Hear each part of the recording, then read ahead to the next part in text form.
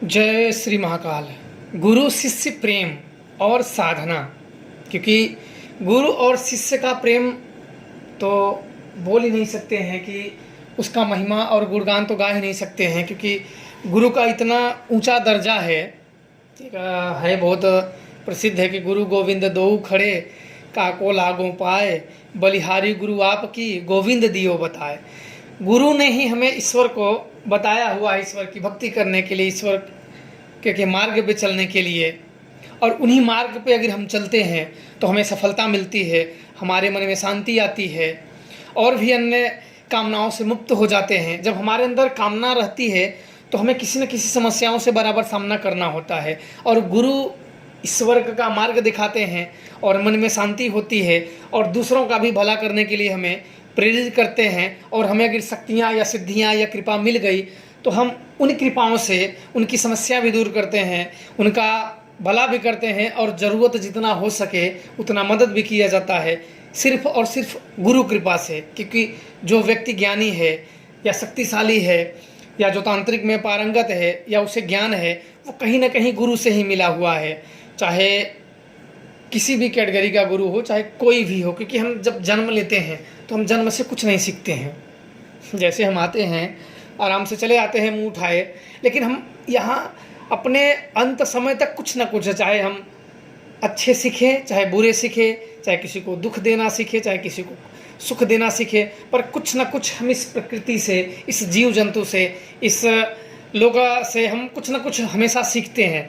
बस ये है कि हम हमारे अंदर कौन सी चीज़ ज़्यादा बढ़े, नेगेटिव सोच हमारी बढ़ती है या पॉजिटिव अगर हमारे अंदर बढ़ती है तो हमारे अंदर अच्छे विचार आते हैं, सद्भावना आती है, दूसरे की मदद करने की भावना आती है।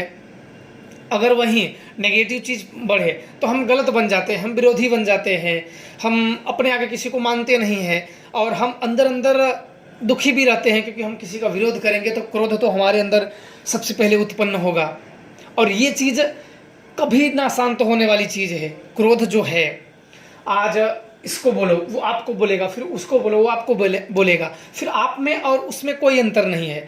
तो गुरु का ज्ञान इसी मोह को खत्म करता है और शक्तियों का। कि एक मैंने बहुत पहले सुना था कि एक व्यक्ति थे और उनका एक शिष्य था, तो वो उनको शिष्य बनाना नहीं चाहते थे।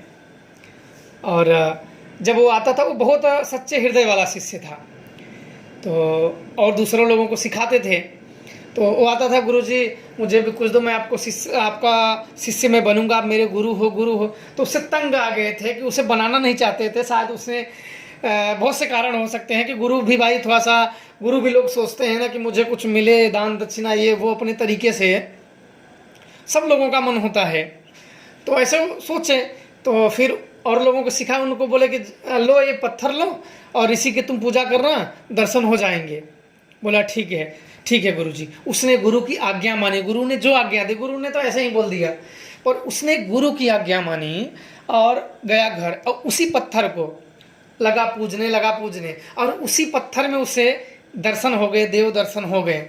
फिर आया, बोला गुरुजी आपकी कृपा से मुझे देव दर्शन हो गए। तो गुरुजी बोले कि कहाँ हो गए देव दर्शन?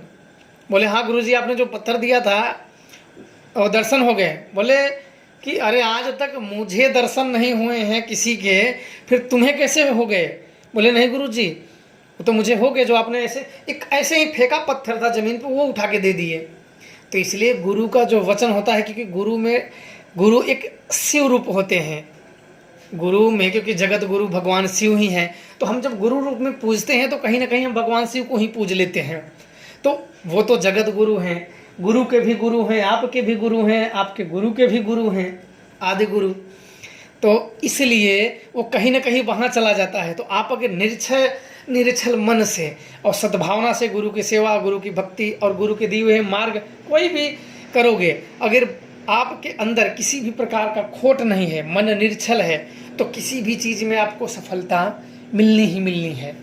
ये होता है ऑटोमेटिक, आपको मिल जाएगा। कभी कभी कि आपके गुरु को ना मिले, आपको मिल जाती है। ऐसे एक और गुरु की है कि गांव में आग था, आग निकलने के लिए, तो उसने क्या किया, उसका शिष्य ने जब लोग ऐसे जाते रहते थे तो उसका शिष्य अपने गुरु का नाम लेते हुए आग में से निकल गया। मैंने ये भी सुन रखा था, मुझे पूरा तो नहीं याद है, लेकिन जितना मुझे याद है मैं आपको बताता हूँ। तो आग में से वो निकल जाता था, तो उसके गुरु को जो था अभिमान आ गया कि अरे मैं तो भगवान हो गया हूँ, मेरे नाम से लोग निकल जा रहे हैं। तो उसने कहा कि मैं उस आग में तपस्या करूंगा, लोग ये निकलते हैं, मैं उस आग में तपस्या करके दिखाऊंगा, साधना। तो और लोगों ने मना भी किया, नहीं नहीं आप ये मत करिए मत करिए। बोले नहीं नहीं, मेरे नाम से देखो मेरा शिष्य निकल जा रहा है, तो मैं तो स्वयं ही हूँ, मैं क्यों नहीं निकल जाऊंगा, मैं तो आग में बैठूंगा, देखो मेरा शिष्य मेरा नाम लेके जब लोग निकल जा रहे हैं आग में से, तो मेरी तो क्या। तो उनको लाख मना करने के बाद नहीं माने, फिर उन्होंने क्या किया कि आग जलवाया, आग में बैठ के तपस्या करने लगे, जल के मर गए। वो हुआ यह कि श्रद्धा, किसकी कितनी श्रद्धा है, मन में अगर अभिमान हो, अहंकार हो, तो वो कभी फलित नहीं होता है। सच्चे हृदय वाले, मन वाले आप देखोगे कि ईश्वर उसे कभी भी निराश नहीं करते हैं। जो सच्चे मन वाले होते हैं और सच्चे श्रद्धा भक्ति से ध्याते हैं, वो कभी निराश नहीं होते हैं, और किसी न किसी सिचुएशन में उनकी किसी न किसी तरीके से मदद हो ही जाती है। आप लोगों ने भी देखा होगा कि किसी पे या किसी चीज़ पे या ईश्वर के भक्त हो या किसी के भी भक्त हो, आपको कहीं ना कहीं किसी न किसी रूप में कोई ना कोई मदद करने के लिए मिल ही जाता है। तो आपको उस ईश्वर की धन्यवाद देना चाहिए कि आपकी जो सुरक्षा के लिए, रक्षा के लिए आपको कोई ना कोई तो मिला, आपको सिर्फ धन्यवाद देना चाहिए, मांगना नहीं चाहिए। क्योंकि आपको ईश्वर जब दे रहा है तो मांगना क्या। हाँ, जितना आपसे हो सके, अगर आपके पास शक्ति है, उस गॉड का, उस महाशक्ति का आपके पास गिफ्ट है, कुछ कृपा है, तो दूसरों का आप अगर भला कर सको, जितना, ये नहीं है कि आप ईश्वर तो नहीं हो, लेकिन हाँ जितना हो सके लोगों का भला करना चाहिए गुरु कृपा से। आज मेरे गुरुदेव ने ही मुझे शमशानी साधना भी सिखाई, वेल पे भी मैंने किया। वैसे भी मैं स्टार्टिंग में थोड़ा भूतों प्रेतों से मैं भी थोड़ा डरता था, वो भाई डरे ही क्यों ना, कि स्टार्टिंग से कोई हिम्मती या शेर दिल थोड़ी होता है। लेकिन बाद में मैं शमशानी साधनाओं को करने में, जब भूत प्रेत हटाने में दूर दूर तक यहाँ हर तरीके का काम करने लगा, तो डर अपने आप जैसे डर मर गया हो, शमशान जैसे घर जैसे होने लगा कि शमशान में आना जाना कोई मतलब ही नहीं। जैसे शमशान में चले जाओ तो डर क्या होता है पता ही नहीं, कोई मतलब दिल नाम की चीज़ ही नहीं है अंदर। क्योंकि डराएगा क्या, डराएगा जब बड़ी बड़ी शक्तियों की कृपा हो जाती है। तो माता मैं आपके शरण में हूँ, आप मेरी रक्षा करो, तो फिर किससे डरना। पर मेरे गुरुदेव ने, जब मैं था तो भूत कैसे लगाए जाते हैं, भूत कैसे पकड़े जाते हैं, कैसे देखे जाते हैं, मैं अपने गुरु के पास जाता था, वो तुरंत हंस हंस के वो चीज़ बता देते थे। दूर से कैसे व्यक्ति को देखा जाए, कैसे उसे तुरंत ठीक किया जाए, किसी के ऊपर कैसे किया जाए, वापस कैसे किया जाए, कैसे किसी को संतान प्राप्ति न हो, किसी की ज़मीन में भूत गाड़े हैं तो कैसे निकाला जाता है, कैसे गाड़ा जाता है, किसी के ऊपर कैसे फेंका जाता है, ऊपर से कैसे हटाया जाता है, भूत को, प्रेत को किसी के ऊपर से कैसे खींच लिया जाता है, और किसी के कैद में हो तो कैसे ज़बरदस्ती छीना जाता है, और कौन शक्तियाँ छीनती है, इसमें ज़्यादा अचूक होती है।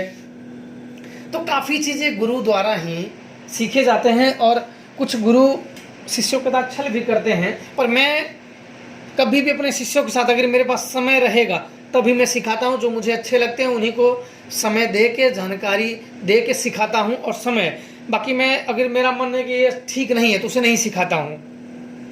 और इसीलिए कि कभी भी ये कोई किसी को गलत सिखाओगे तो जीवन भर आपको बुरा बोलता रहेगा। किसी को सिखाओ तो ठीक से सिखाओ, ना सिखाना है तो सिखाओ ही मत। कम वो व्यक्ति ये तो नहीं बोलेगा कि मेरे साथ आपने छल कर दिया, मुझे सिखा के दूसरा सिखा दिया। कम से कम वो व्यक्ति ये बोलेगा कि मुझे सिखाए ही नहीं।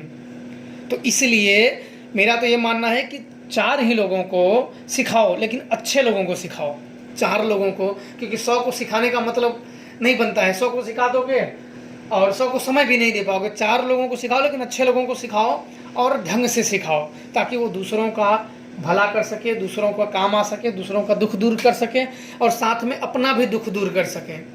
क्योंकि और इसके बाद वो विद्या किसी और को दे सकें। क्योंकि कभी भी आपने मेहनत कर सके, जैसे मैंने ज्ञान अर्जित किया, या किसी ने भी बड़ी मेहनत से और बड़ी तकलीफ से ज्ञान को अर्जित किया है, तो वो किसी शिष्य को देगा तो जरूर कुछ ना कुछ उसे समझ में आएगा, कुछ ना कुछ वो आगे चल के प्रयोग करेगा, और आपके पास सीमित रहेगा। कुछ गुरु क्या करते हैं कि लालचवश नहीं देते हैं कि मैं किसी को दे दिया तो मेरा क्या होगा, मेरे को तो कोई पूछेगा नहीं, या इसका दुरुपयोग कोई करेगा तो इसलिए उन्हीं शिष्यों को दो जो आपके विश्वास वाले हों, जो इसका दुरुपयोग ना करें, जिनसे आप बात करते हो, जिसे जानते हो कि ये मेरे शिष्य दुरुपयोग शक्ति का नहीं करेंगे, मेरा कहना मानते हैं और ये दुरुपयोग नहीं करेंगे। तो उन्हीं लोगों को बड़ी बड़े और ख़तरनाक शक्तियों का ज्ञान और उन्हें सिद्ध करा देना चाहिए, ताकि आपको लुढ़कने से पहले वो इस चीज़ में पारंगत हो जाए।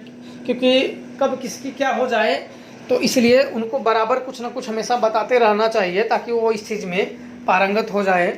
पर यही है कि गुरु के शब्द में, कोई भी गुरु हो, अगर आपने गुरु के लिए कुछ बोला तो समझो कि एक तरीके से आप भगवान शिव की ही कर रहे हो, क्योंकि गुरु रूप में वही है, महादेव ही हैं।